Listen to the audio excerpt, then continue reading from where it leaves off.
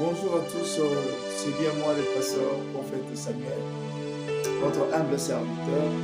Et c'est ici, nous aimerions encore continuer par ces thèmes que le Seigneur nous a donné, la prière pour tous. La prière pour tous.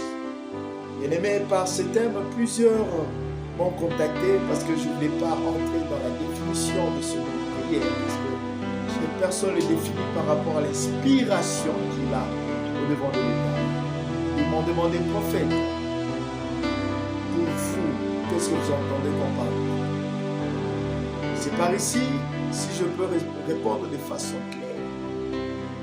Je peux dire la prière est ce privilège qu'a une personne d'entrer en audience avec le Tout-Puissant. Waouh! Oui, je répète, la prière est ce privilège qu'a une personne d'entrer en audience avec le Tout-Puissant. Quelqu'un est en train de me demander comment est-ce qu'on peut entrer en audience avec le Tout-Puissant, lui qui est très haut, le Dieu suprême. Et c'est dans la Bible, dans le Nouveau Testament, qui nous enseigne beaucoup sur cela. Il nous dit en Jésus. Et l'apôtre Paul le dit aussi dans le livre de Colossiens, en Jésus. En Jésus, nous avons ce privilège d'entrer en contact avec Dieu. En Jésus, nous avons cette grâce, cette miséricorde de parler à notre Père. Donc, chaque fois que nous allons prier, la Bible dit, nous demandons à notre Dieu le Père, le Tout-Puissant, par le biais de son Fils, en Jésus. Et la Bible dit, en Jésus, nous avons reçu grâce sur grâce. Donc, toute personne qui aura prié, il entre directement en audience avec le Tout-Puissant. C'est une très bonne chose. Notre thème est la prière pour tous. Nous avons dit prier, c'est bien. Prier, c'est bon. Jeûner, c'est bon. Faire des sacrifices personnels, c'est bon. Mais ce qui est encore plus meilleur, ce qui est encore plus capital, c'est de savoir aussi prier pour les autres. Jésus nous a appris comment est-ce qu'il priait pour les autres, ainsi que pour ses disciples. Abraham l'a fait avec Pharaon, avec Abimelech, avec Lot. Il l'a fait. Toutes les grandes personnes dans la Bible sont des gens qui savaient prier pour les autres.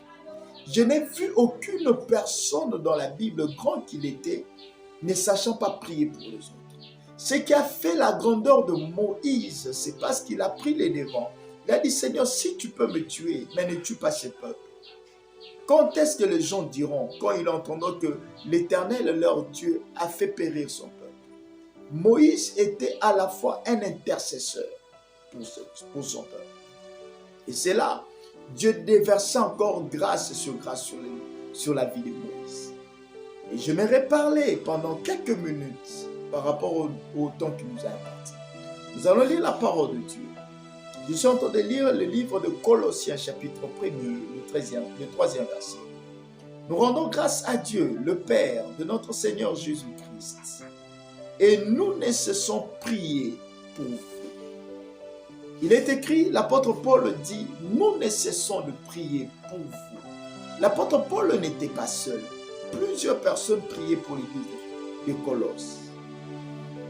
L'église de Colosse, ça s'est retrouvé en Phrygie, dans cette contrée qu'on appelait Asie mineure.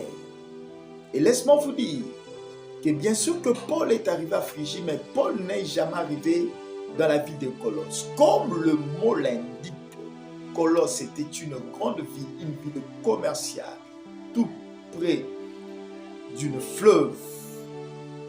Et la Bible dit, malgré que Paul était dans la prison, c'est par rapport, le livre de Colossiens fait partie des livres de peine, de l'emprisonnement que Paul a écrit, notamment aussi les livres de Philippiens ainsi que tous les autres livres qui ont suivi que Paul écrit dans la prison.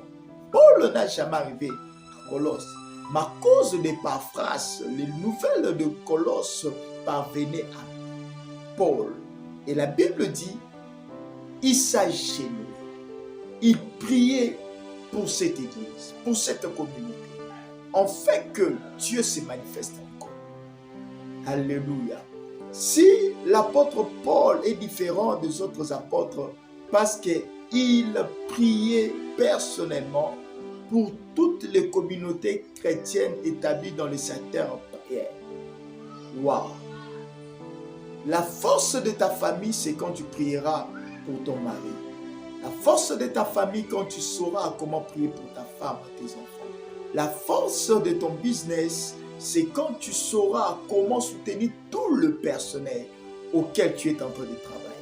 La force de ton église, ce n'est pas seulement que les intercesseurs prient pour toi, c'est aussi quand tu t'agenouilleras, tu lèveras tes mains, tu laisseras chaque département entre les mains de l'Éternel.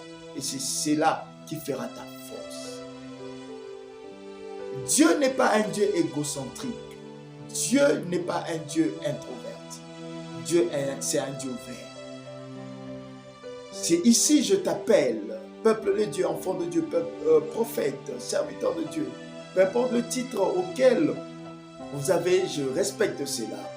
Apprends aussi à prier pour les autres. Parce que Christ l'a fait. Moïse l'a fait. Abraham l'a fait. Paul l'a fait. Nous aussi, nous allons le faire. C'est pour cela que je t'invite. Si tu n'as pas un cercle de prière, si tu n'as pas de gens capables de te soutenir à la prière, je vous invite de nous rejoindre le plus vite possible via notre différentes plateformes de communication et de soutien de prière. Vous voulez rentrer en communication avec moi personnellement, vous pouvez m'appeler via le numéro qui va s'afficher au bas de vos écrans et nous allons vous soutenir. Laisse que la paix du Seigneur soit avec vous. Celui qui est capable de soutenir les autres est capable de changer l'histoire d'un pays. Qui est l'Éternel Dieu des armées, qui est avec Paul, qui est avec Christ et qui est avec moi aujourd'hui, qui nous fasse grâce, afin que nous soyons un bloc capable de se soutenir les uns aux autres. Que la paix et la grâce du Seigneur soient avec vous. Je vous bénis. Passez une bonne journée, une bonne soirée, peu importe l'heure à laquelle vous nous recevez. Soyez bénis au nom de Jésus. Amen.